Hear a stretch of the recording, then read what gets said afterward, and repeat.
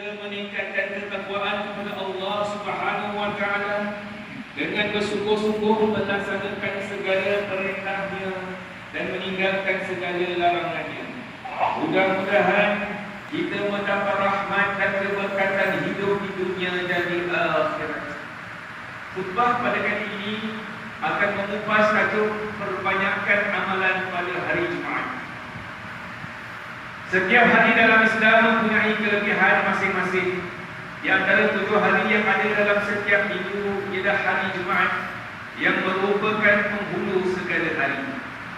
Hal ini kerana hari Jumaat hari yang mulia di sisi umat Islam, hari yang agung dan mempunyai banyak kelebihan, keistimewaan serta kemuliaan berbanding hari-hari yang lain.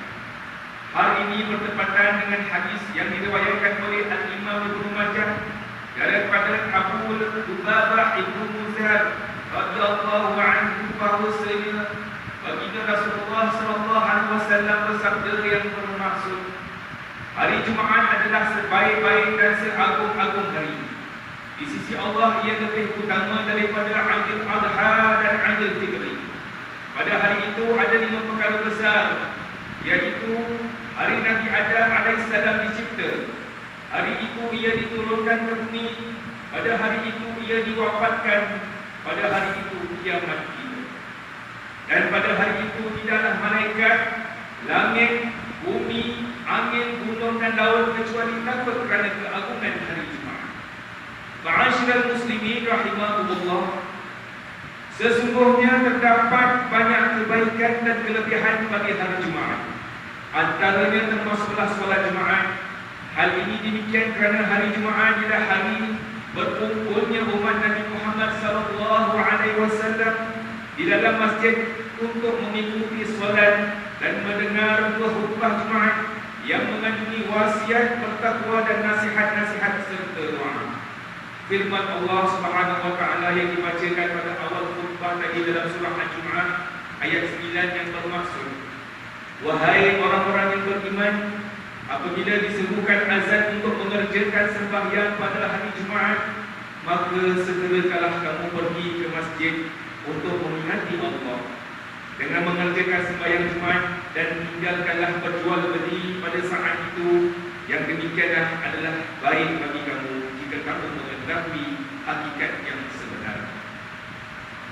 Pada hari Jumaat juga Allah Subhanahu wa taala telah mengutuskan para malaikat untuk turun ke muka bumi bagi mencatat nama-nama mereka yang hadir ke masjid dan mendirikan solat Jumaat, sebagaimana hadis yang diriwayatkan oleh Al-Imam Al-Bukhari daripada Abu Hurairah radhiyallahu anhu bahwasanya Rasulullah sallallahu alaihi wasallam bersabda yang bermaksud, pada hari Jumaat para malaikat hadir di pintu masjid mencatat siapa orang yang datang paling awal dan seterusnya. Orang yang paling awal datang ke masjid seperti orang yang berkorban dengan seekor unta, kemudian seperti orang yang berkorban dengan seekor sapi, kemudian seperti orang yang berkorban seekor kambing yang bertanduk, kemudian seperti orang yang berkorban seekor ayam, kemudian seperti orang yang berkorban sebutir telur.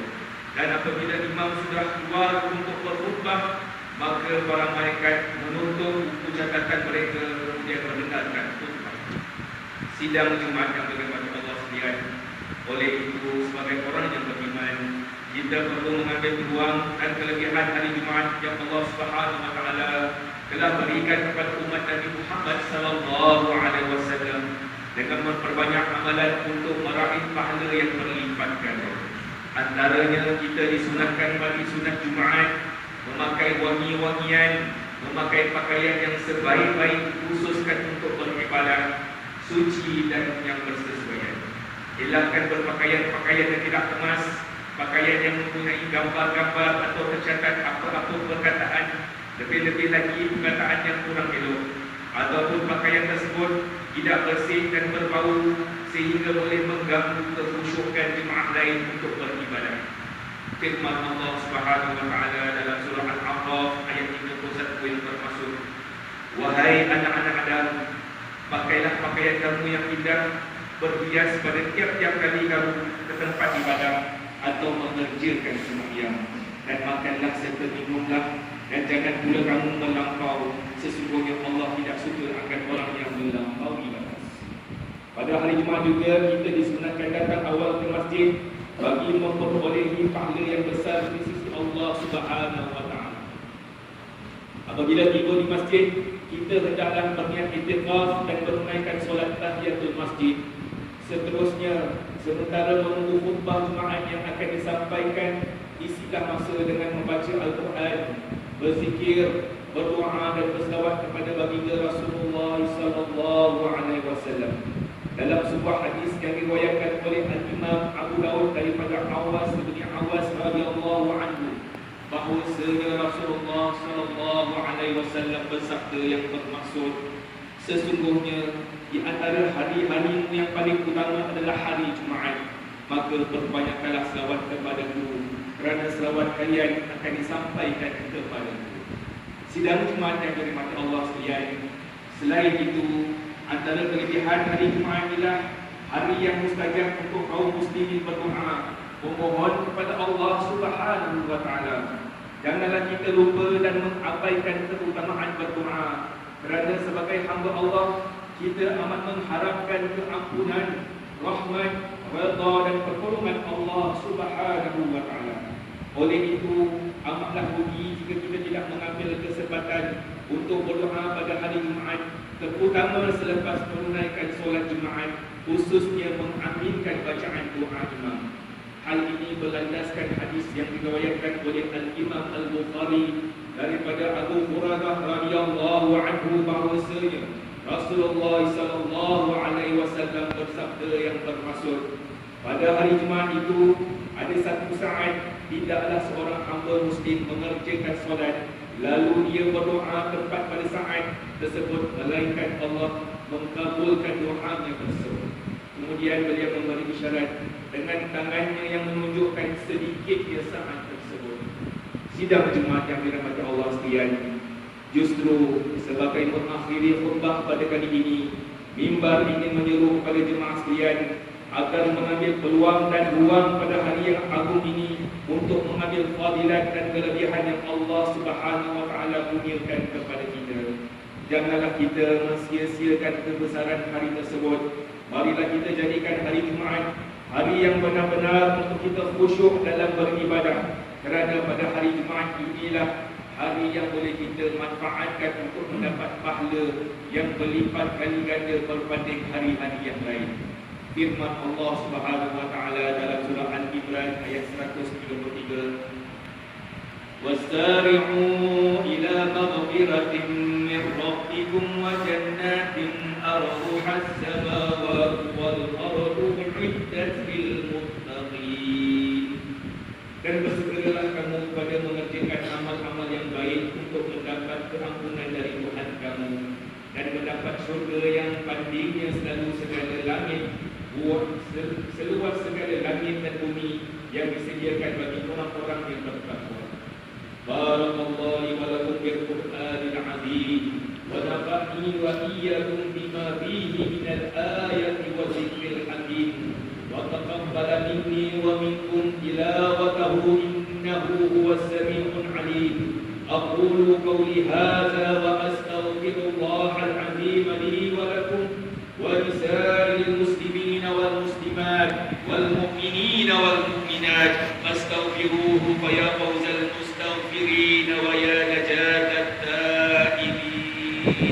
آمين آمين يا موفق الطائعين، وفقنا بطاعتك أجمعين، وتب علينا وعلى المسلمين، واغفر ذنبنا من يقول أستغفر الله العظيم، أستغفر الله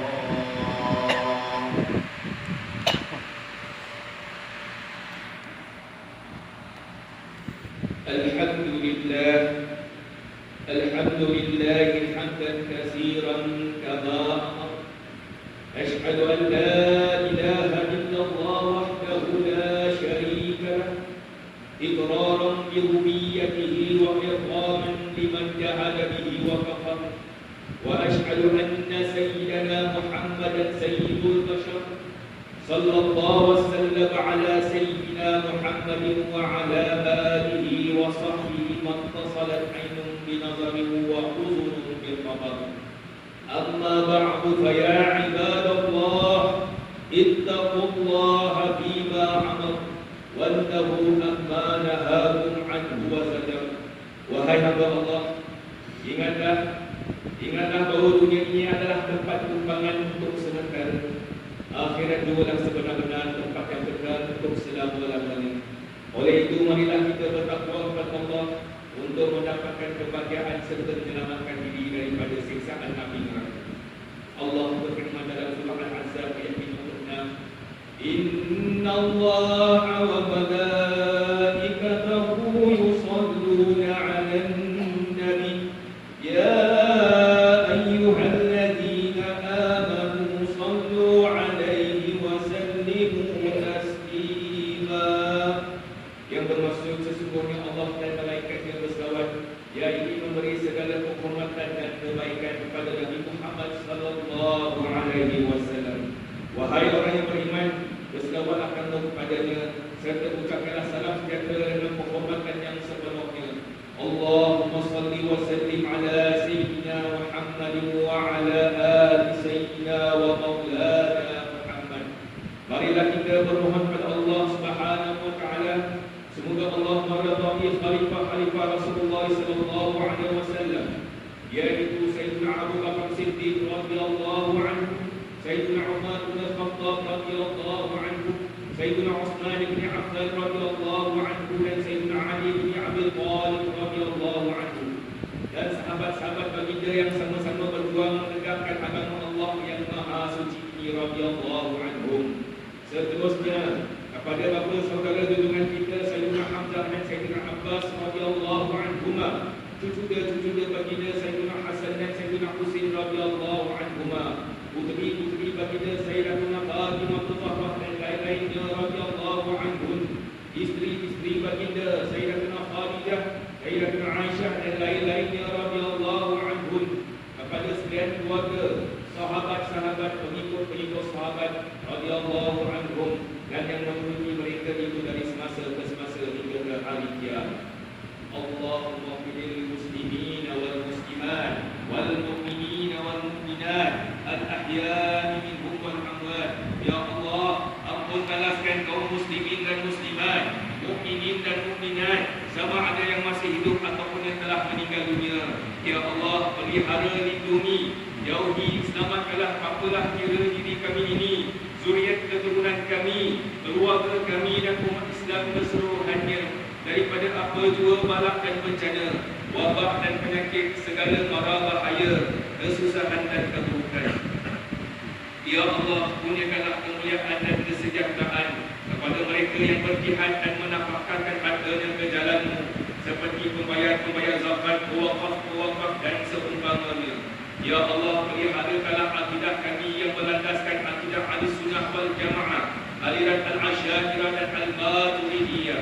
Ya Allah, kurniakanlah taufik dan hidayah, kekuatan, kesejahteraan dan pertolongan kepada ketua-ketua negara Islam dan raja-rajanya, khasnya kepada Atikah Harisah di Syariatikah Al-Sultan Ibrahim ibni Al-Marhum Sultan Iskandar, Sultan yang dipertuan bagi negeri jajahan takluk Johor Darul Azim, kepada Raja Zahri Sofia binti Al-Marhum Sultan Indonesia Pemaisuri Johor, Tengku Ismail binti Sultan Ibrahim Tengku Mahkota Johor, dan Cik Puan Besar Faridah binti Usnamam, berupa putera dan puterinya, kerabat-kerabat diraja dan rakyat sekalian.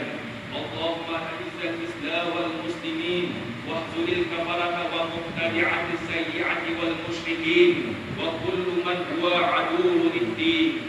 Allahumma farij humumal muslimin waqid daini 'anil madinin wasil khalasal masjunin waj'al hadza balada aminan mutma'inna rahiyya wa sa'ira biladil muslimin. Amin ya rabbal alamin. Allahumma tuqi salamaka wal afiyata lana wa lil ibadikal hujjaj wal huzat wal musafirin fi barrika wa bahrika wa jawwika min ummati Muhammadin ajma'in. Allahumma adhilna wa zurriyatina wa usulana wa furu'ana al-jannata ma'al abrar. يا عزيز يا غفار يا رب العالمين. ربنا هب لنا من أزواجنا وذرياتنا قرة أعين واجعلنا للمتقين إماما.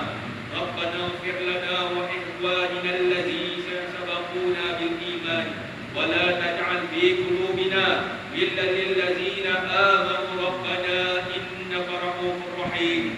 ربنا آتنا في الدنيا حسنة وفي الآخرة حسنة وقنا عذاب النار والحمد لله رب العالمين. عباد الله إن الله يأمر بالعدل والإحسان وإيتاء ذي القربى وينهى عن الفحشاء والمنكر والبغي يعظكم لعلكم تذكرون. فاذكروا الله العظيم يذكركم واشكروه على نعمه يزدكم ولذكر الله أكبر والله يعلم ما تصنعون. أقيموا الصلاة. الله أكبر الله أكبر.